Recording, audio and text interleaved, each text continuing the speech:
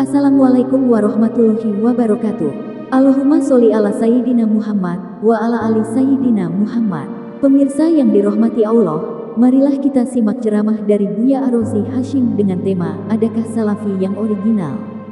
Sebelumnya marilah kita perbanyak sholawat minimal 1000 kali sehari, agar hidup kita penuh barokah dan mendapatkan syafaat kelak. Selamat menyaksikan. Bismillahirrahmanirrahim. Alhamdulillahirrahmanirrahim. Wassalatu wassalamu ala Sayyidina Muhammad Sayyidil awwalin wal akhirin, amma ba'du. Sahabat-sahabat yang dimuliakan Allah, adakah salafi yang original?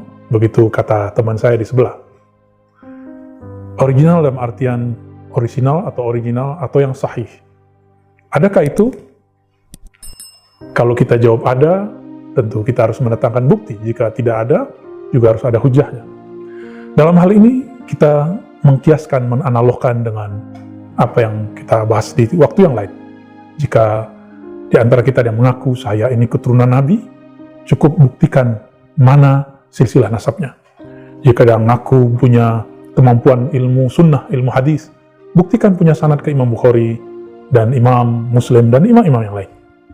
Sama halnya, salaf itu bisa diartikan masa, bisa diartikan tokoh-tokoh yang hidup di masa awal, abad pertama, kedua, ketiga Hijriah. Jika orang mengatakan, saya ini salafi, saya ikut salafi, silakan, buktikan saja mana sanadmu. Oh Ustadz, gak perlu pakai sanad, saya langsung saja ke Sahih Bukhari, langsung kepada Allah dan Rasul. Sahabatku tersayang, kalau antum mengaku berquran kepada Allah dan Rasul, dalam ilmu Quran ada namanya sanad Al-Quran. Tajwid itu sendiri ada sanadnya, dan imamnya adalah Imam Jazari, maka disebut dengan matan Jazariyah. Ilmu qiraat ada matan Syatibiyah, ada matan-matan yang lain, ada Amr Ad-Dani dan imam-imam yang lain, yang mereka dalam ilmu hadis ibarat Imam Bukhari dan Muslim. Jadi ilmu tajwid sendiri ada sanadnya. Apalagi bacaan Quran yang kita baca. Al-Fatihah pun kami mengumpulkan banyak sanad dari para ulama. Cara membaca saja ada beberapa caranya. Ada yang satu ayat satu nafas, ada yang semua satu surat Al-Fatihah satu nafas.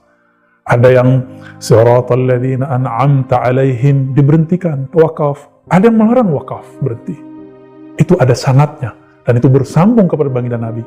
Ada yang basmalahnya dimasukkan ke bagian, dijaharkan. Ada yang tidak, itu ada sanadnya.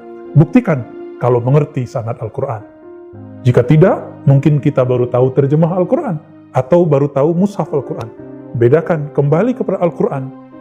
Itu mungkin maksud kita kembali kepada mushaf cetakan Madinah, cetakan Kudus, cetakan India, cetakan Mesir, cetakan Timur Tengah.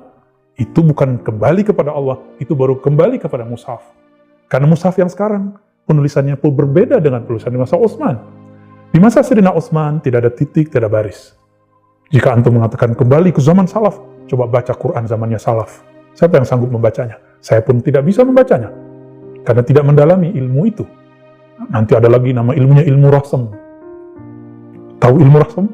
Saya pun tidak mendalaminya walaupun mengetahui keadaan dasarnya. Sahabat-sahabat maka Allah. Jadi kalau kita mengaku langsung saja mengikuti Al-Quran. Mengikuti Al-Quran bagaimana? Qiraat yang mana? Qiraat Asim, qiraat Nafi, Qalun. Silakan pusing sendiri. Qiraat yang mana? Qiraat ada yang 7 yang mutawatir, ada yang 10, ada yang 14 yang masyhur, ada yang ahad 20-an lebih. Antum mau Quran original yang mana? Ini berbeda dengan Injil, Matius, Lukas, beda ya. Ini cuma periwayatan pembacaan. Suratnya sama, ayatnya sama, tapi cara pembacaan yang berbeda. Maka disebut qiraat. Di dalam qiraat sendiri ada sanad originalnya. Jadi kalau kita ngaku, saya ini ahli Quran, mana bukti sanadnya? Saya sendiri ketika membaca Fatihah di depan ahli qiraat, itu masih dianggap ada yang salah. Katanya si dokter, tapi masih bisa salah. Ya begitulah, karena dokter saya bukan dokter bidang qiraat. Tapi mereka memang mendapatkan sanad qiraat. Kita pun belajar kepada mereka yang ahli qiraat. Karena tidak semua orang menguasai semua ilmu. Hadis. Jika kita mengatakan, saya ikut hadis Nabi, langsung saja kepada Rasulullah. Kita tanya, kita kejar. Maksud antum mengikuti Rasulullah itu apa? Ustadz, baca langsung Sahih Bukhari. Ya salam. Imam Bukhari tidak bisa juga langsung kepada Nabi. Imam Bukhari itu supaya terhubung kepada Nabi, beliau jalan dari Bukhara ke Makkah, bertemu murid Imam Syafi'i namanya Abdullah bin Zubair Al-Humaidi. Datang ke Baghdad ketemu Imam Ahmad, datang ke Khurasan ketemu Imam Ishaq.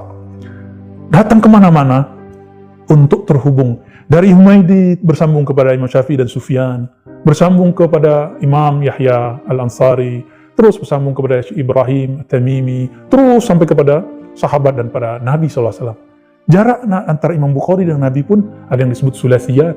Imam Bukhari dan Nabi jaraknya 3 orang. Ada yang rubaiyat, ada yang khumasiyat, ada yang lebih banyak dari itu. Jadi selevel Imam Bukhari tidak berani mengatakan langsung kepada Nabi. Lalu antum mengatakan langsung. Berarti ketika seseorang mengatakan, saya ikut Nabi, langsung saya ikut Bukhari, berarti belum paham siapa Imam Bukhari. Mari baca Sahih Bukhari, lihat bukan ringkasannya, baca langsung matanya, bukan mantannya. Sahabat-sahabat makanan Allah, bacalah kitab hadis kepada ahlinya, nanti kita akan tahu. Hatta Imam Syafi'i pun punya sanad kepada beliau, baru orisinal bahwa beliau ini terhubung kepada baginda Nabi SAW. Mari menjadi salafi orisinal, salafi yang sahih, yang bersanad kepada baginda Nabi SAW dengan jalur para imam. Assalamualaikum warahmatullahi wabarakatuh.